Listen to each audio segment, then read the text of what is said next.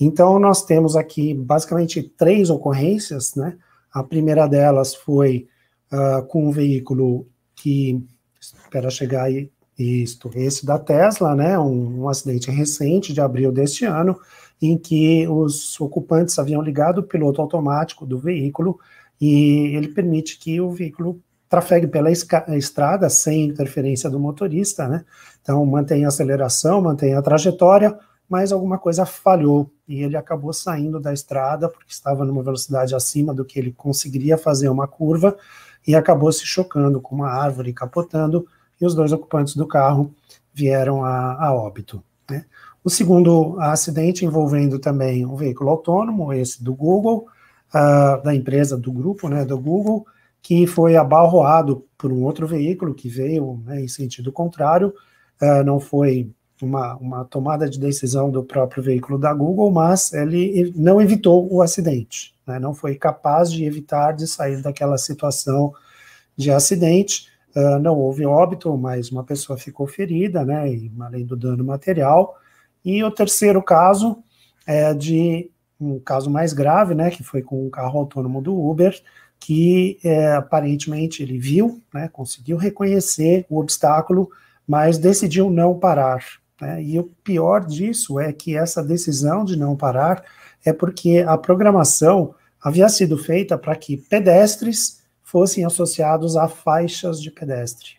E como a pessoa estava atravessando a estrada fora de uma faixa de pedestre, a inteligência não foi capaz, o algoritmo não foi capaz de identificar como sendo uma pessoa e acabou não fazendo a frenagem e acabou acertando a pessoa e acabou vindo a óbito também. Então, esses 3, né, acidentes aí despertam uma questão ética, né, de como a gente deve tratar a programação desses algoritmos e, principalmente, quem é responsável por esses casos, né? A gente tem uma série de agentes, de atores envolvidos, e a grande dúvida é como a gente trata a questão da responsabilidade nesses casos de acidentes. Agora é com vocês.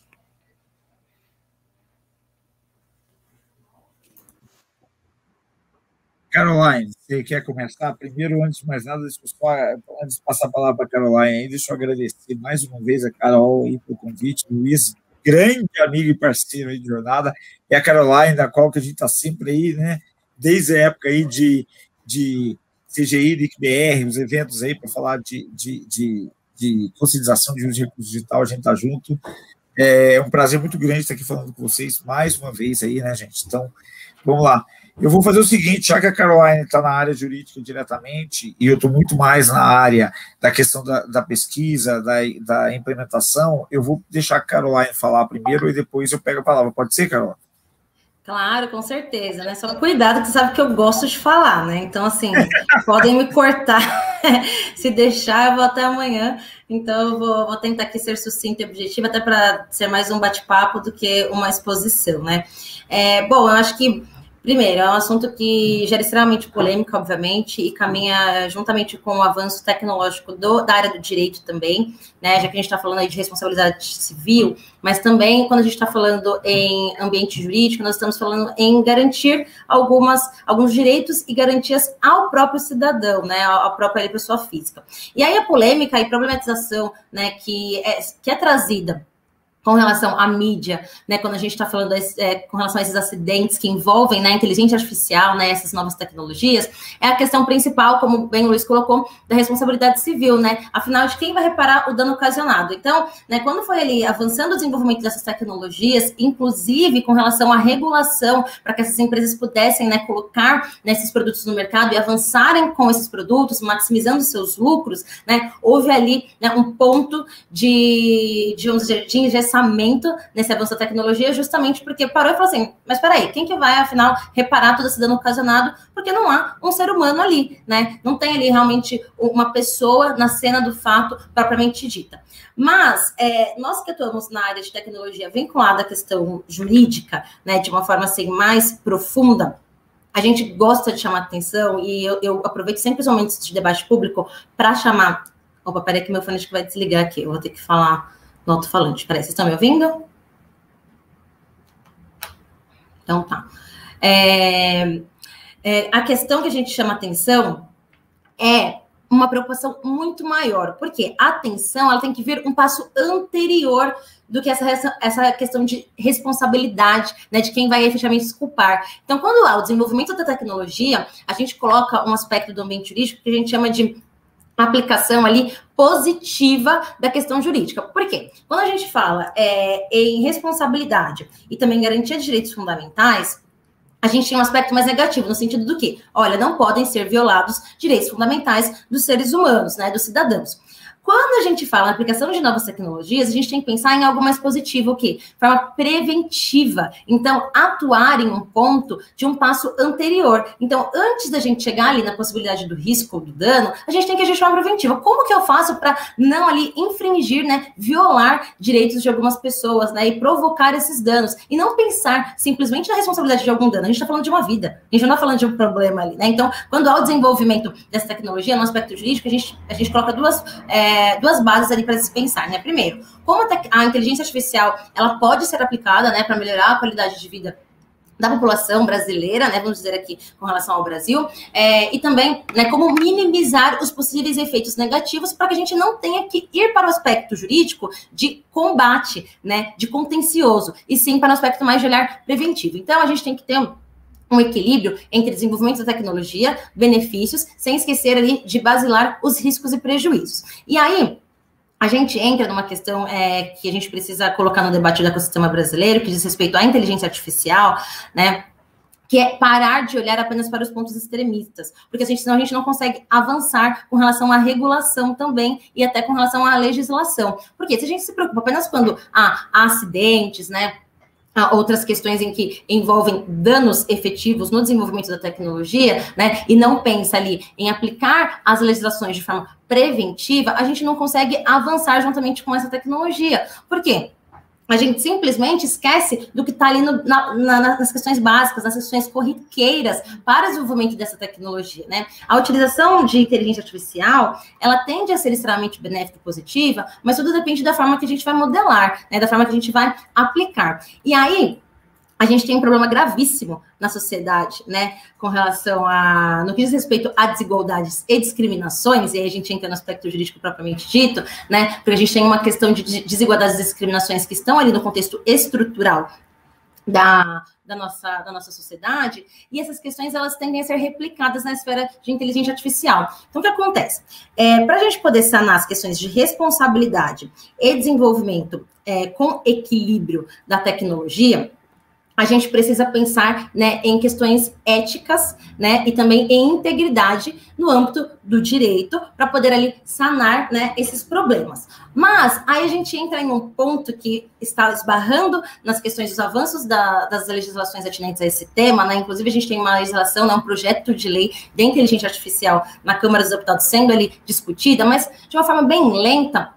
Justamente porque, como que a gente consegue aplicar de forma preventiva todos os direitos ali, garantias dos direitos, né, fundamentais aos seres humanos, pensando em ética e integridade, né? Então, colocar esses pontos, né, ajustá-los ali, né, na programação da tecnologia, sendo que a inteligência artificial, ela não é neutra, né, porque nós temos ali seres humanos, né, desenvolvendo elas. Então, a gente tem um ponto, né, de que, afinal, os seres humanos que estão pensando nas novas tecnologias, por mais que elas considerem todos os aspectos, né, jurídicos, né, de forma preventiva para desenvolvê-las, eles possuem vieses, né. Então, qualquer questão que a gente está esbarrando para conseguir ter tanto uma questão de responsabilidade efetiva, de, por exemplo, pensar assim, olha, quem que vai ser responsável? Vai ser o desenvolvedor? Vai ser o dono do carro que não fez ali a atualização necessária, vai ser quem não pensou de forma estratégica, né, no Privacy by Design lá no começo, né, de pensar na ideia, de pensar na solução, sem aplicar, né, possíveis questões jurídicas preventivas e não só combativas. Afinal, quem vai ser o responsável? Antes da gente chegar nisso, né, as legislações, elas estão esbarrando no ponto de como manter esse equilíbrio, né, como ajustar o que é ética, o que realmente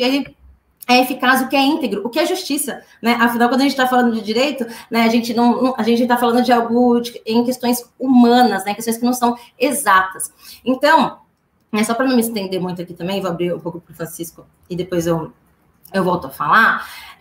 Existem muitas questões que estão sendo colocadas. O que está se avançando com relação à legislação de inteligência artificial? A inteligência artificial, ela avança a cada minuto, a cada dia, e chega a um ponto em que ela se desenvolve praticamente sozinha, que a gente não consegue, inclusive, entender, né, como que foi ali a tomada de decisão com relação a uma inteligência artificial.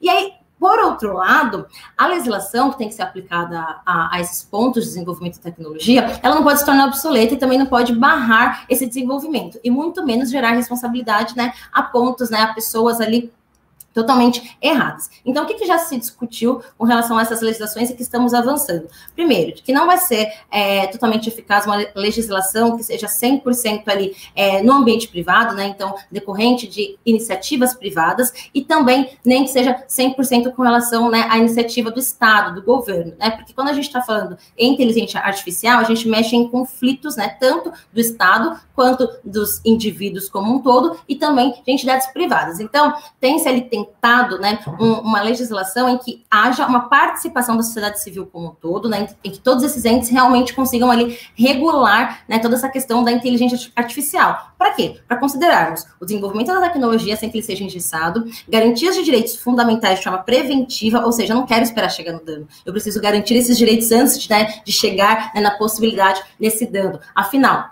o que a gente tem que ter como princípios éticos, né, e que estão colocando para considerar a possibilidade dessas leis? Primeiro, identificar os riscos. Então, verificar aí que direitos que podem ser infringidos, né, com base em cada tecnologia que vai ser desenvolvida, o que precisa ser pensado de forma prévia. Segundo, garantir a transparência, né, e também o accountability, que a gente chama, né, com relação à prestação de contas. Porque caso ocorra, né, realmente algum dano efetivo, depois que foi pensado no momento preventivo ali, o que o Estado consegue garantir, né, de demonstração das empresas que estão desenvolvendo esses produtos, essas tecnologias, com relação à transparência. Então, assim, tudo que foi feito antes, a quem realmente consegue chegar, se realmente é possível apurar, e se realmente é possível que nós conseguimos mensurar como que foi adotada essa decisão, né, como foi tomada essa decisão com relação, né, a um fato específico de cada uma dessas tecnologias. Até porque aqui nós estamos falando de questões de acidentes, né, de carros, né, de automóveis. Mas a inteligência artificial, ela é aplicada em todos os âmbitos e aspectos. Então, é muito difícil a gente conseguir aplicar, né,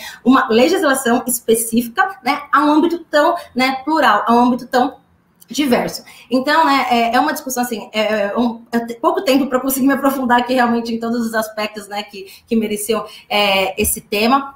Mas o que eu quero chamar a atenção, o maior ponto aqui que eu quero chamar de atenção é que a gente precisa não voltar nossos olhos para a responsabilidade em si, e sim para a gente olhar de forma preventiva do que deve ser feito para não ocasionar esses danos. Então, antes de pensarmos assim, novas legislações para regulamentar, quem vai ser responsável, o que vai ser feito, né? A gente precisa pensar assim, o que nós já temos de legislações relacionadas, né, à proteção dos indivíduos e a desenvolvimento da tecnologia. O que a gente já tem hoje no ambiente jurídico brasileiro? O que a gente consegue já aplicar para o desenvolvimento disso, né, de uma forma ali principiológica, pelo menos basilar, considerando esses 3 princípios, né, que eu acho que são, assim, que tem que ser considerados: a identificação de riscos, na garantia de transparência e também a supervisão, seja do Estado, seja por, né, um órgão específico ali, né? Por exemplo, com base na LGPD, né, que surgiu com relação à proteção de dados pessoais, foi criado um órgão específico para fiscalizar o cumprimento dessa legislação. Então, por que será, né, que não é possível criar um órgão também para verificar, né, o desenvolvimento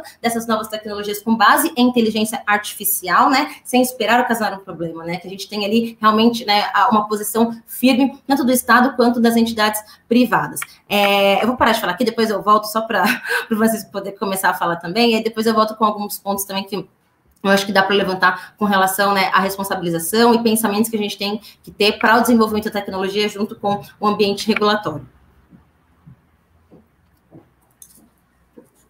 Então, Caroline, vamos lá. Vou partir da fala dela para aprofundar um pouco mais, né? Eu já vou começar a pegar uma parte da fala dela que eu gosto muito, né, Luiz? A gente trabalha com tecnologia há muito tempo e eu sempre fui favorável a trabalhar com a prevenção, né? Ou seja, sempre fui favorável a trabalhar com a conscientização, né? Quando a gente atua, né? Quando a gente atuava junto lá, apoiando o comitê gestor lá, a Comissão Especial de Educação, né, da OAB, né, lá da Divisão de São Paulo aqui. Aí a gente sempre trabalhava com a questão da conscientização. E essa questão da conscientização, ou seja, qual o limite que eu tenho que ter? Então, pegando já o título aí da live, né, que é aspectos jurídicos, que a Caroline abordou muito bem, então eu vou tentar falar a questão de tendências e limites, né? Os limites, eu acho que o pessoal já está começando a moldar em relação a isso, né? Estão aparecendo várias comissões, né, que eu acho que é importante, né? São algumas comissões, inclusive, que, por exemplo, a Microsoft, no ano passado, ela montou o AI, o Artificial Intelligence Industry Board, né, que é um comitê de várias indústrias aí, já trouxe para o Brasil, né, é uma delas. A SBC tem uma comissão especial, Sociedade Brasileira de Computação, tem uma comissão especial para discutir inteligência artificial. Então, eu acho que é importante esse tipo de comitê, justamente para fazer a discussão entre o que é ético, quais são as responsabilidades, até qual o limite, até onde a gente vai.